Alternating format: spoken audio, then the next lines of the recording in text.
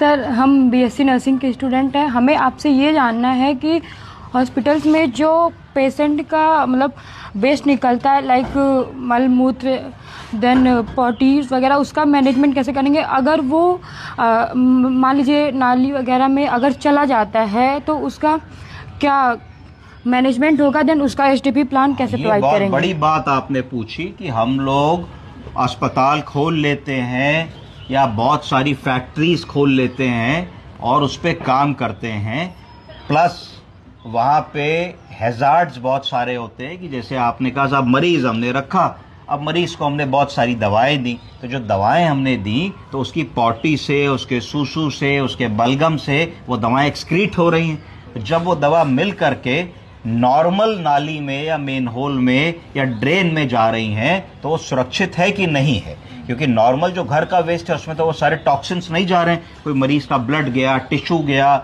आपने उसमें बहुत सीवियर इन्फेक्शन था तो बैक्टीरिया गया, तो आपकी नाली में अगर वो बैक्टीरिया जाएगा तो बहुत सारी चीज कंटेमिनेट करेगा, जहां जहां पानी जाएगा वहां वहां वो इन्फेक्शन जाएगा। फिर कहीं पे अगर सुअर उस नाली में लौट रहे होंगे तो सुअर उस इन्फेक्शन में लौटेंगे और सुअर उसको खाएंगे। जब सुअर खाएंगे तो सुअर के पेट पे वो इन्फेक्शन चला जाएगा, फिर सुअर के पेट से वो इन्फेक्शन फिर और ट्रेवल करेगा, फिर सुअर पॉटी करेगा, फिर पॉटी में वो इन्फेक्शन निकलेगा, फिर उस पॉटी को अगर कोई जानवर खाएगा, किसी बच्चे के पैर में लगेगी, तो इस तरीके से इन्फेक्शन स्प्रेड होता है। तो इस इन्फेक्शन की स्प्रेड को कैसे रोका जाए, इसके लिए ये हरी हरी जो चीज आपको नीली नीली दिख रही है, इसको कहा जाता है एसटीपी प्लांट। क्या कहा जाता है? STP plant. एसटीपी प्लांट का मतलब है sewage treatment plant. Sewage treatment plant. तो सीवेज ट्रीटमेंट प्लांट क्यों जरूरी है, हम लोग इसके बारे में डिस्कशन करते हैं। तो सबसे पहली चीज आएगी कि ये क्यों जरूरी है। ये रिमूव करता है पॉल्यूटेंट्स और हार्मफुल माइक्रो ऑर्गेनिज्म आपके सीवेज से। तो सीवेज का मतलब हो गया कि हॉस्पिटल का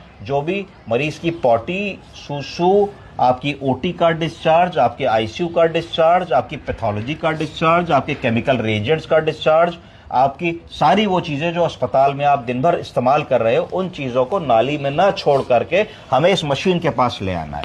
इस मशीन में जब लाएंगे तो इस मशीन में 4-5 चरण में उस गंदगी की धुलाई, मजाई, सफाई होगी। क्या होगी? धुलाई, मजाई और सफाई। किस चीज की? गंदगी की। और उस गंदगी से हम जेन्युइन पानी निकाल लेंगे, साफ पानी, जिस पानी को हम पी तो नहीं सकते पर उसे बागवानी कर सकते हैं, पेड़ पौधों को सींच सकते हैं, और कई बार उसको हम लोग फ्लश के पानी में भी फिर रीयूज कर सकते हैं कि अस्पताल में ऐसा कनेक्शन बना ले कि जो बार बार पानी फ्लश कर रहे हैं उसमें हम उस पानी को कर लें, उसको गाड़ी की धुलाई में, एम्बुलेंस की धुलाई में, पेड़ पौधों में डाल करके उस पानी को हम यूज कर लें। तो पहली चीज हमको उससे पॉल्यूटेंट्स